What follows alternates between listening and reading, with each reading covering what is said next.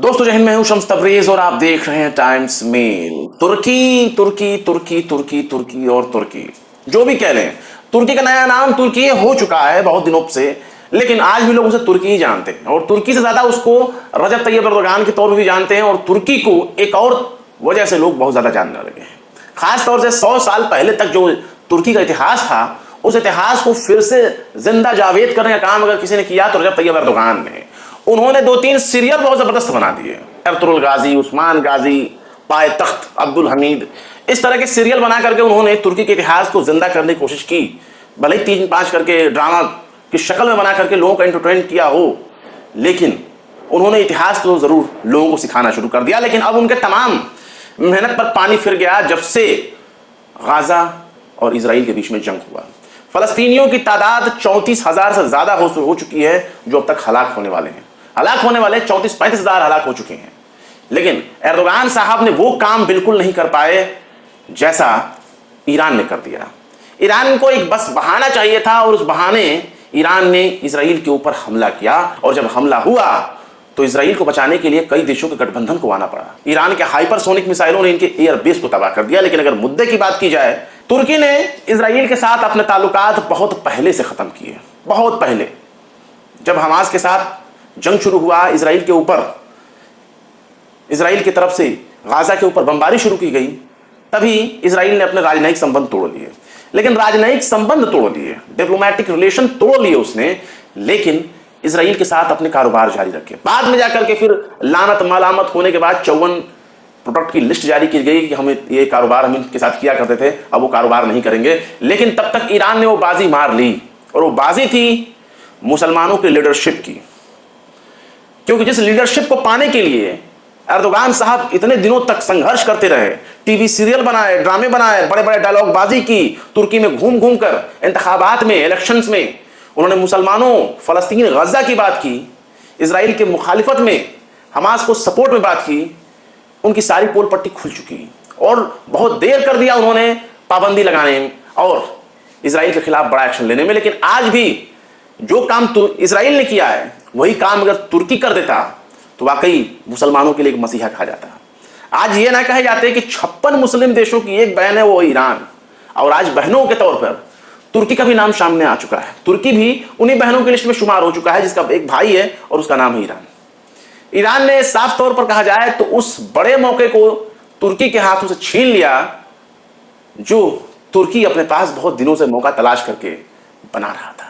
यह भी सुनने में आ रहा था कि 2023 आते ही उसके बाद तो फिर बिल्कुल पूछो ही मत, उसके बाद तो बिल्कुल खिलाफत आ जाएगी, तमाम खिलाफत के निज़ाम शुरू हो जाएंगे। ऐसा कुछ नहीं होने वाला भाई, कुछ नहीं होने वाला।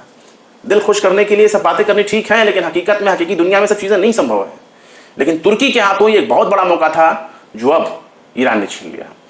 अब यह भी खबर आई है कि कतर में बैठे हमास के प्रमुख इस्माइल हानिया वो अब तुर्की में पहुंचे। तुर्की में पहुंचकर उन्होंने रजब तैयब एर्दोगान से मुलाकात की।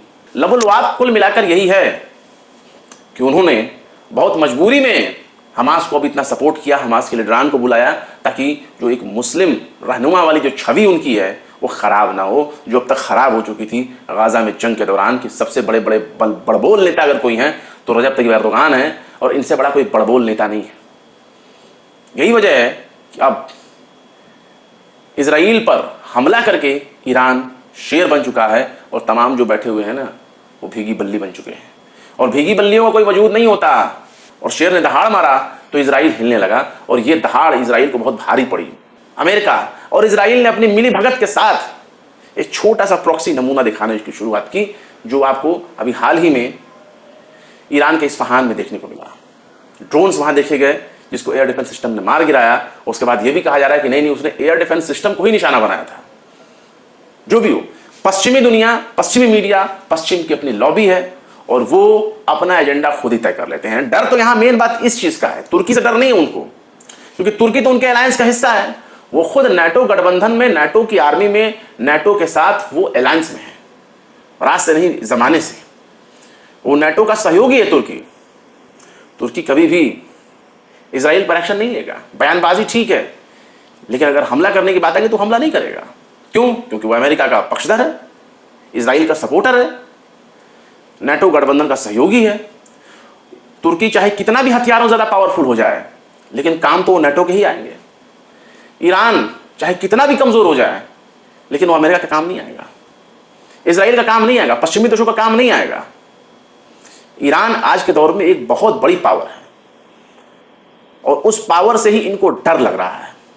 और अमेरिकन वेस्टर्न जो लॉबी है उसे हमेशा मुस्लिम क़यादतों से डर लगता रहा है। क्रूसेडर्स के जमाने में अगर आप जाएंगे तब आपको इसका बहुत बड़ा बड़ा रूप दिखाई देने लगेगा, और ये भी दिखाई देने लगेगा कि किस देश ने कितने बड़े बड़े आतंकवाद को पैदा किया और किस तरह से प्रॉक्सी वॉर लड़े गए, जिनको मुसलमानों ने डट कर सामना किया और उनको खत्म भी कर दिया।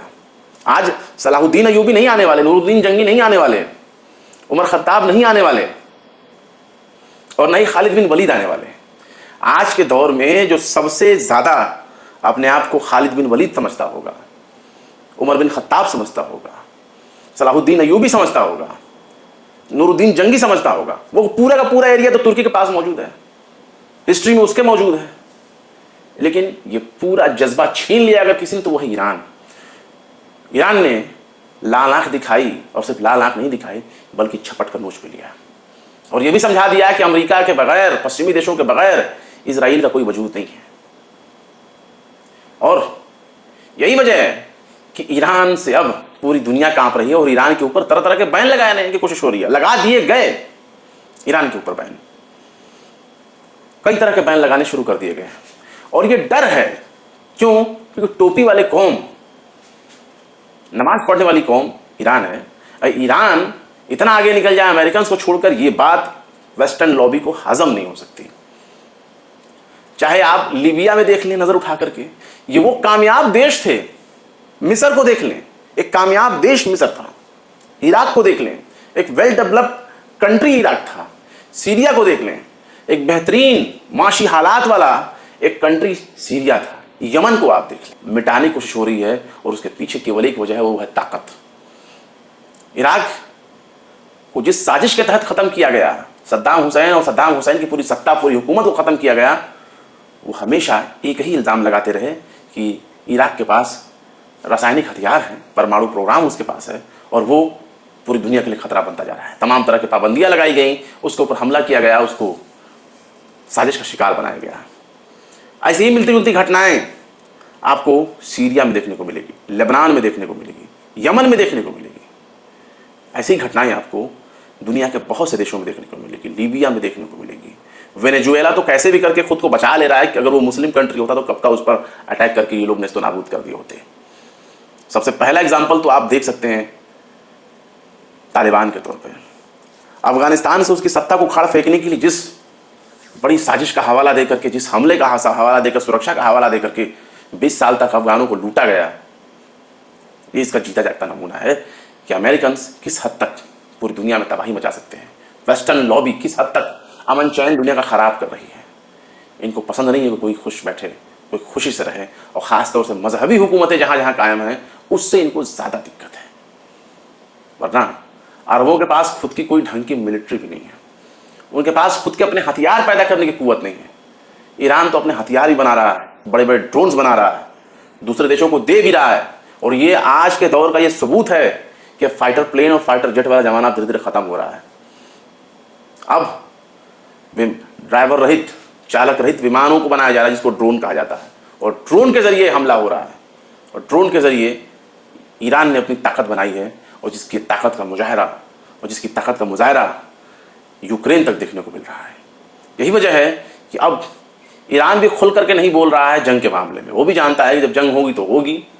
वो अंदर ही अंदर खुद को मजबूत कर रहा है, और इस लायक भी मजबूत कर रहा है कि वो फाइटर प्लेन के जरिए भी, फाइटर जेट के जरिए भी खुद को मजबूत कर सके। सुखोई 35 जो फाइटर जेट है वो भी जल्द ही रशिया ईरान को देने वाला है, और जल्द ही डिलीवरी मुकम्मल होने वाली है। आगे जंग के हालात बदलेंगे तो कैसे हालात होंगे, इसे देखने के लिए आप भी मौजूद रहेंगे, और इंशाल्लाह हम भी मौजूद रहेंगे। आगे आगे देखिए होता है क्या। लेकिन तुर्की की बादशाहत अब चलने वाली नहीं है। जनता, आवाम इस ढोंग को पहचान चुकी है, और पहचान चुकी है कि मुसलमानों का नाम ले लेकर के किस तरह से लोगों को बेवकूफ़ बनाया जा सकता है। फिर मिलते हैं किसी और वीडियो में एक नई खबर के साथ। शम्स तबरेज़ को दीजिए इजाज़त।